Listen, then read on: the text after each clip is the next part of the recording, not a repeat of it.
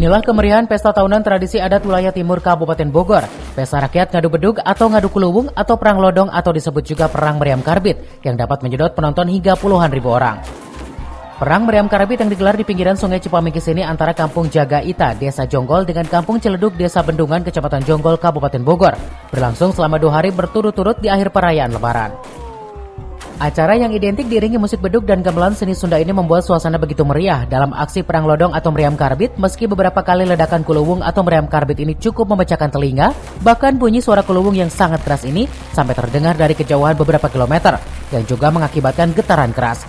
Disusul rentetan bunyi petasan dari kedua kubu secara bersautan dan sorak-sorai pengunjung atau pendukung kedua kubu membuat suasana begitu meriah. Pesta rakyat ngadu bedug atau ngadu kuluwung atau disebut juga perang meriam karbit ini merupakan pesta tahunan sebagai tradisi adat warga di timur Kabupaten Bogor dalam memeriahkan Hari Raya Idul Fitri atau Lebaran yang digelar beberapa hari setelah Hari H dengan biaya kegiatan dari sumbangan donatur dan juga swadaya masyarakat.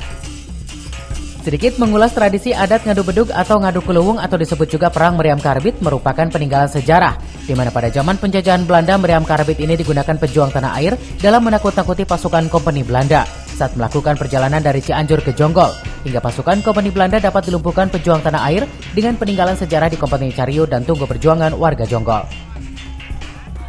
Dari Jonggol, Kabupaten Bogor, Edi Junaidi melaporkan.